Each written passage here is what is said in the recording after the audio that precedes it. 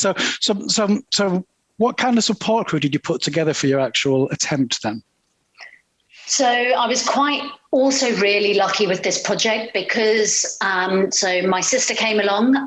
She's a teacher, but she was furloughed, and the guys, she had asked her head teacher for a couple of extra days off school, and he was like, yep, you could go.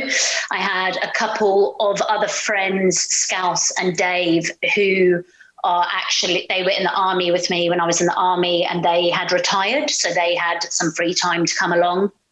I had a guy called Mark who came and did some filming. Again, he just happened to be free because there was nothing happening. And then my brother Mark, another Mark, we had lots of Marks, it was very confusing, and Alicia, they all had some time off work because they were furloughed. So they kind of rotated through and their main job was to cook the food. Scouse and Dave were there to be on the support bike. My sister was doing like the aid stations every 10 kilometers. And Mike was doing all the Guinness World Record recording because it's quite an arduous task, everything you have to record for Guinness. And then Andy, who was one of my friends who's a doctor, he wasn't meant to come along for the project, but I think he got FOMO after about 2 days and then just was like, can I come along? We were like, yeah, okay. Yeah, no, fair enough. And I mean, for me, everyone always talks about the highlights. I want to know the bad parts. What were the most dark parts of it? What were the most challenging moments for you? And how did you manage those? To be honest, like it was a lot harder than I thought it would be. Like I've done a lot of multi-day running before, but this was like a completely different level. And like the run where we did in South Africa, like my legs really started to hurt there after a couple of days. For some reason, I don't know why, but with Le Jog, they started to hurt on the first day.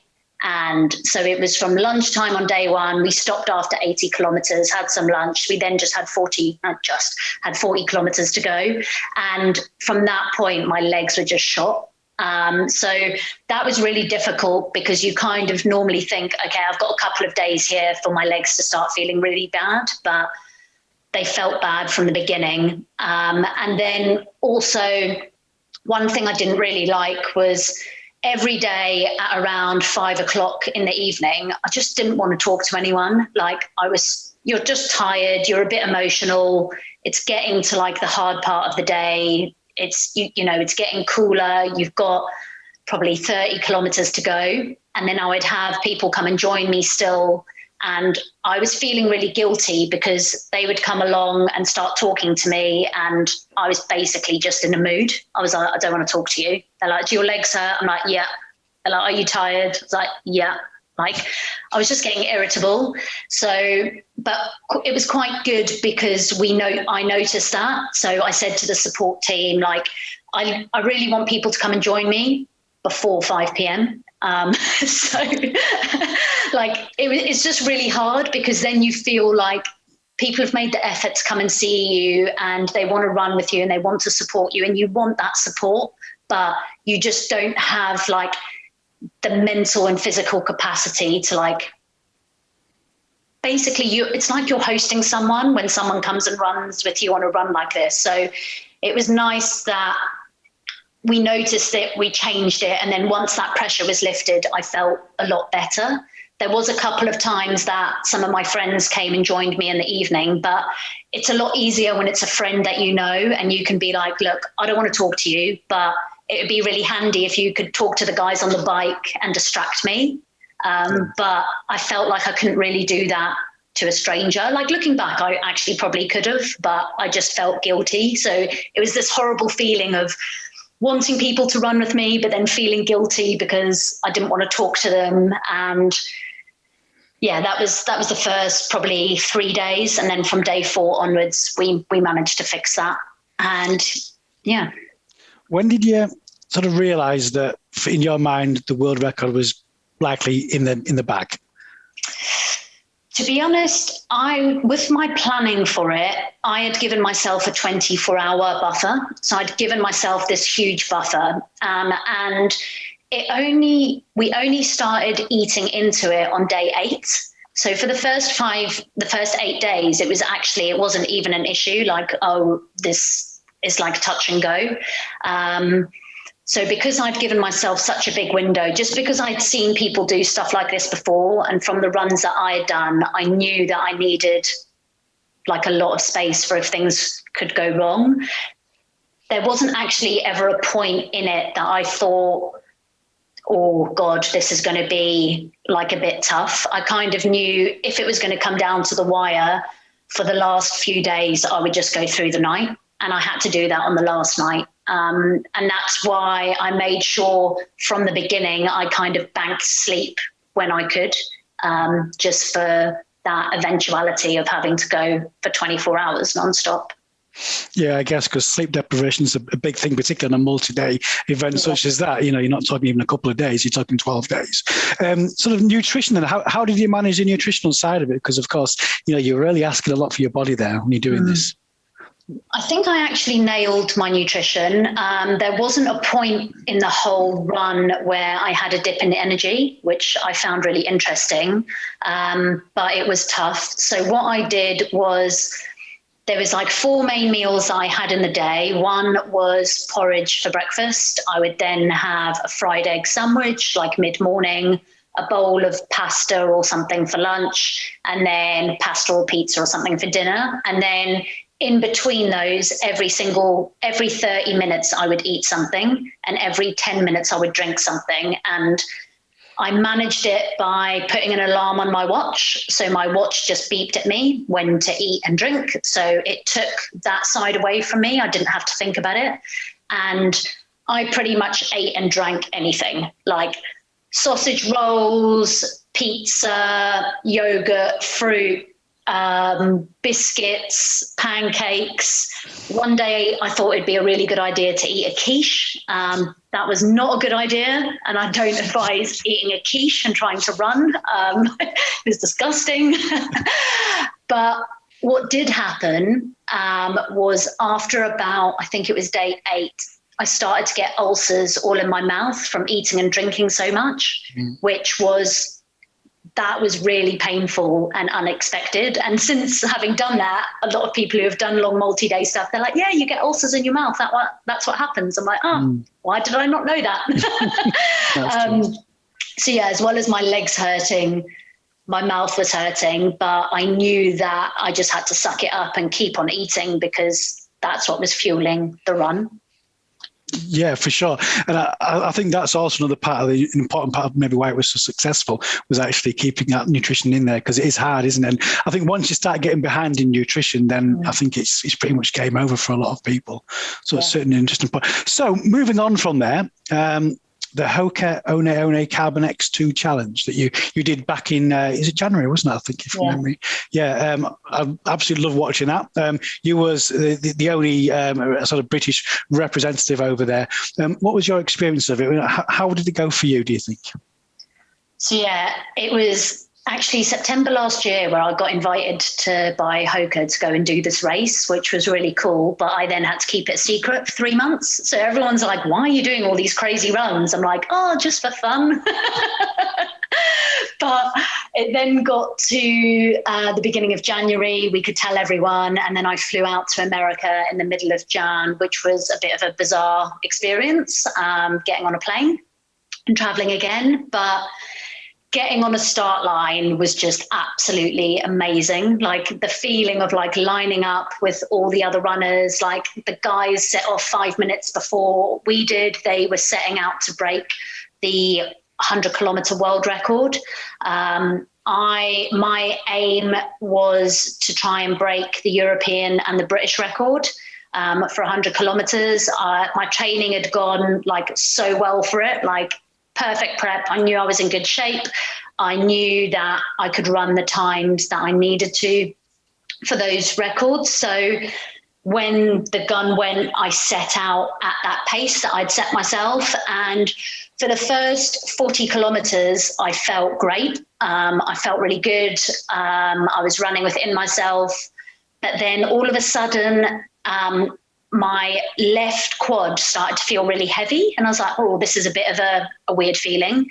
And as the race went on, I could kind of battle through to about 60 kilometers. And then I was just not getting the drive in my leg. Like I couldn't pull my leg forward properly. And it felt like I was getting a bit of a dead leg. It was this really weird sensation. And at that point, I knew that I could see that my pace was starting to slip. And I was like, well, today's going to be a long day.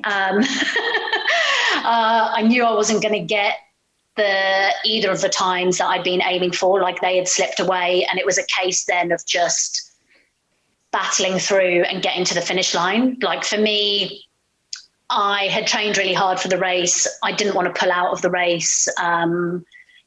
So I kind of felt like I had nothing else to do for the rest of the day. So I might as well keep on running. It did feel like at one point, like everyone was like packing up behind me as I like ran down the road, because I had been leading the race, and then slowly the other girls started to overtake me, and they had awesome races, which was really great to see. And then, the last straight, so the race in all was like 11 laps of this racing car track. And as I was coming down the finishing straight for the final time, on camera, it looked like it was really short, but it was about 600 meters. So it just went on forever. And I could just see this clock ticking down. I was like, oh, maybe I can get in under sub-8. Like that would be really cool. And eventually I was just like, that's not going to happen because I can't sprint. And I ended up coming in 8 hours and 1 minute. Not the original, like far off, like an hour slower than what I was hoping for, but I still did a 23-minute PB. So that was good. And I finished the race and I felt fine. Like physically, I didn't feel like I had gone to my limit. So I really wanted to know like what was wrong and like what was happening. And like for me, I needed to kind of like work that through. So when I got back to the UK, I spoke to my friend Andy, who was the doctor on the jog, and he said, oh, it sounds like it could be a bit of compartment syndrome. And then I went to see my osteo, and she did a couple of things on me, and she's like, you've got a trapped nerve in your back. And I was like, oh, do I? She's like, yeah. She released the nerve, and then all of a sudden I could move my leg again. I was like, that's handy. Yeah. So yeah, because of this trapped nerve, it like made this whole like chain of reactions happen. And what had happened is I basically ended up getting some like blood pooling in my leg, ended up getting a dead leg, and which actually took about 6 weeks for it to get better, and it's fine now. But it was just so funny how like that one little thing then knocked that whole race, and that's pretty much what stopped me getting the goal that I wanted. But I'm glad that I managed to pinpoint what it was. So I knew that I wasn't just rubbish. There was something wrong. Well, I mean, and that's to be fair. I mean, 8-1 isn't that rubbish when you talk about being rubbish. I'm just joking. You know, but and it's good that you've identified and diagnosed the actual issue and resolved it. So going forward, it should hopefully make it a bit easier for you, when you have a crack at the 100K again. So talking about what's next for Carla. So I've actually got another 100K next month out in America again, but this time it's a trail 100 kilometers with 5,000 meters of climbing, which is going to be very different to a pan flat 100K with pretty much 1 meter of climbing. And the aim there is to try and qualify for Western States, which is a 100-miler in June, but I have to come top 2 to qualify. So it's slightly different where Project Carbon X was I was going for a goal, and this time it's going to be a little bit more tactical where I'm going for a position. So, It should be interesting to see that. And I know you do some sort of strength and conditioning and yoga work. Has that been sort of beneficial to you, think, as an athlete overall in your running? Yeah, massively. Like I do like strength and conditioning once a week, and yoga. The yoga is more like mobility, or yoga for people that can't touch their toes, me. So I set up that program last year because I was getting frustrated by going to like yoga for runners classes where the yoga teacher was like, put your leg around your head. And I'm like, I literally can't touch my toes.